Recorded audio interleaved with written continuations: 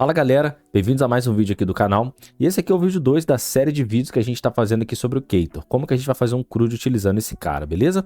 Então na última aula a gente criou o nosso projeto, demos uma olhada lá também na documentação. E agora quero mostrar para vocês o que funciona aqui cada plugin, dar uma passada nessa estrutura que ele coloca pra gente. E também mostrar para vocês o que a gente vai construir ao longo dessa série de vídeos, legal?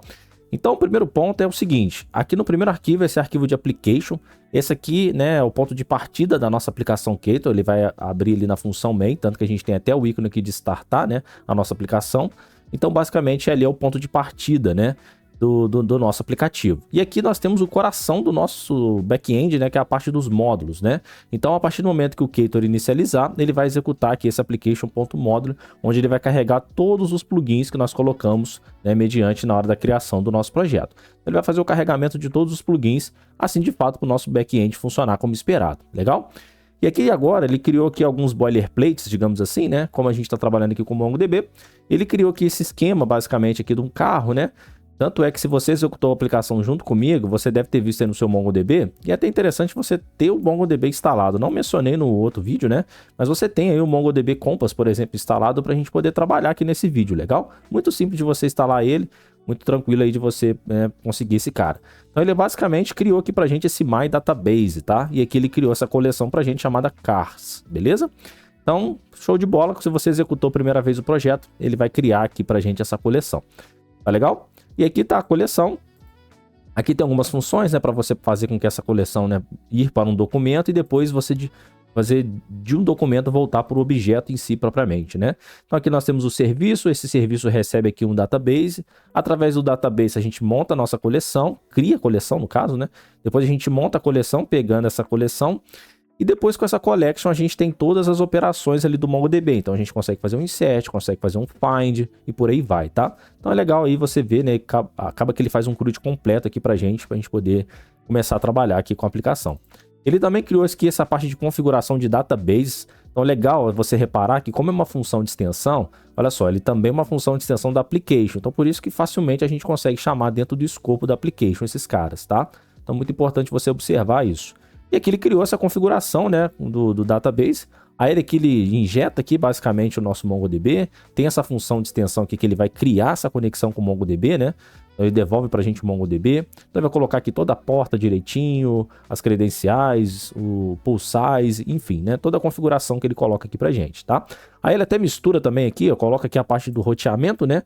Quando a gente abre o escopo aqui de route, a gente tem acesso então os métodos, né, HTTP, então a gente coloca aqui o post, o get, o put, o delete, né, ele faz essa misturada, mas fica tranquilo que nesse vídeo eu quero até ensinar para você como você pode reorganizar isso aqui para a gente poder criar a aplicação de uma maneira, né, escalável, tá? Então show de bola. Depois aqui nós temos a parte dos frameworks, né, os frameworks basicamente ele vai colocar aqui pra gente como onde a gente vai centralizar aqui, né, tudo que é framework relacionado que está fora do nosso projeto. Então aqui nesse caso a gente tem o nosso framework do Coin, né, que a gente colocou lá como injeção de dependência também, tá legal? Então aqui ele coloca o logger, né, para a gente poder logar aqui tudo que é que se der algum problema na injeção de dependência, basicamente fica fácil, né, a gente conseguir com esse log verificar se teve algum problema nas injeções, vai aparecer pra gente, né? E aqui ele coloca aqui esse módulo e você pode colocar aqui um módulo, né? Para você começar a trabalhar com as injeções de dependência. Então ele está criando aqui pra gente um Hello Service, que é uma interface, né? No caso. Então ali ele está criando essa dependência dessa interface pra gente, para quem precisar dessa interface, basicamente ele vai devolver aqui, né? Essa interface aqui com esse print aqui que ele está colocando, tá legal? Então bem de boa, a gente vai ter um tempo também para a gente poder estudar isso aqui, tá? Então, show de bola. Qual que é o próximo passo? Hello Service, né, que ele criou pra gente. O nosso plugin de monitoramento. Então, o plugin de monitoramento basicamente, né, serve para monitorar todas as requisições que estão chegando aqui no nosso servidor, tá? Então, basicamente, a gente consegue colocar o nível de informação também. A gente coloca aqui nessa configuração o nível de log, né, que é info, que basicamente ele vai ser usado aqui para a gente ter uma visão geral aqui das nossas requisições, tá? E aqui nesse filtro ele basicamente vai fazer o filtro para a gente para só capturar as requisições que começam com barra ali para a gente, tá? Ou seja, ele vai evitar que o log aqui do Kaitor basicamente, né? na verdade, ele vai evitar, né, que o Ktor ele vai logar internamente as rotas que não sejam dessa API, tá? Então, basicamente, é por isso que ele faz aqui esse filtro, né? O que mais? Nós temos aqui o route, né, que é o contexto principal aqui, onde a gente vai sinalizar para ele todas as rotas, né? Isso aqui eu vou mostrar para vocês na criação do projeto. Ele mistura aqui também com o plugin de status page. Eu, particularmente, tiro isso daqui, tá? A gente vai fazer um vídeo onde é que eu tiro e vou criar uma função de extensão onde eu vou dar o nome de configure status page, tá? E aí eu vou passar esse cara para lá. Então, eu não gosto de misturar isso aqui que ele faz, tá? Então, são separações que de tudo que eu venho trabalhando aqui, já o tempo que eu venho trabalhando com Ktor, né? Foi onde eu fui chegando e melhorando a arquitetura aqui, tá? Porque no começo, pessoal, até... Vou ver se eu acho para vocês depois, mas a JetBrains, ela estava tentando trazer um conceito de arquitetura para o Ktor, né? Porque antigamente não tinha. Então, era até uma discussão que a gente tinha na comunidade, que ele era muito aberto, né? Você basicamente montava a sua estrutura de pastas, ele te dava ali os plugins e você ia tendo essa liberdade de você criar aqui, né? E colocar do jeito que você preferir, do jeito que você achar melhor, né? Por um lado, você tem essa liberdade, mas por outro, você não tem um norte, né? Como que seguir um guia de arquitetura. Então, vai mais pela experiência de cada um, né? Então... Mas se eu não me engano, eu vou ver se eu acho para vocês e deixo aí na documentação, na descrição do vídeo, para vocês o link onde tem essa discussão que a JetBrains estava tentando trazer pra gente, né, um guia aí de arquitetura, tá legal? E aqui para fechar a parte de serialização, onde a gente vai configurar aqui aquele nosso plugin Content Negotiation e vai configurar para tudo que é com objeto que tá vindo serializado, tanto nas nossas requisições quanto nas nossas responses, tá? Então a gente vai reconfigurar esse cara aqui.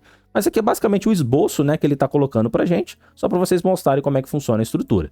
Aí, é claro, você tem que a parte de recursos, o application.yaml é o nosso aplicativo de configuração, né, a gente decidiu que ia ser YAML, e aqui é onde você define a rota, a porta, qualquer outra configuração também, né, de credenciais, é aqui que você vai trabalhar com ele, muito semelhante ali, né, ao Spring, né, se você vem trabalhando com o Spring, lá o application.properties, aqui nós temos esse application.yaml, tá legal? Aqui nós temos a pastinha destinada à parte de testes da nossa aplicação, o build.gued, onde a gente gerencia, né, todas as dependências. Então, se você é um desenvolvedor Kotlin, né, Android, isso aqui não é novidade para você, tá legal? E nós temos aqui o nosso Gradle.properties, onde a gente vai ter as versões aqui, né, da versão do próprio Ktor, do Kotlin, do MongoDB que ele coloca pra gente, settings.gradle e por aí vai, tá legal? Então, bem de boa essa configuração. E aí agora a gente vai vir aqui e vai colocar agora o nosso plugin do MongoDB, onde eu quero fazer esse ajuste aqui com vocês, tá?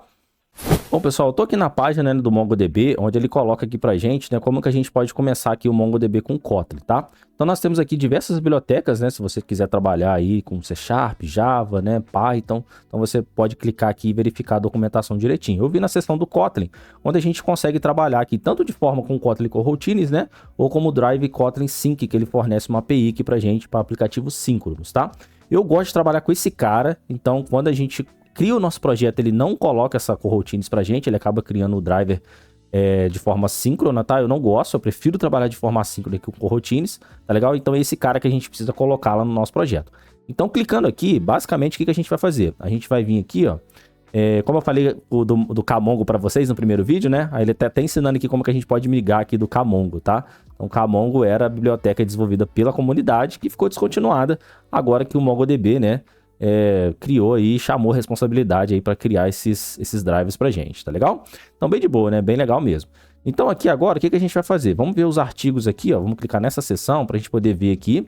A gente tem aqui os artigos onde a gente pode verificar, né? Ele vai dar até um CRUD aqui, como é que a gente pode fazer o CRUD e tudo mais. Só que o que a gente precisa agora é achar a dependência pra gente colocar lá no driver, né? Lá no nosso build, que é a dependência do driver do MongoDB. Então vamos voltar aqui, ó, que a gente vai vir aqui nessa seção de início rápido. Nessa seção de início rápido, basicamente, a gente vai ter aqui as dependências que a gente precisa, tá? Então aqui, ó, a gente tem a dependência do drive coroutine, a gente vai precisar dela, só que eu vou pegar aqui também, ó, para a gente poder verificar a lista de dependências do Boom, né?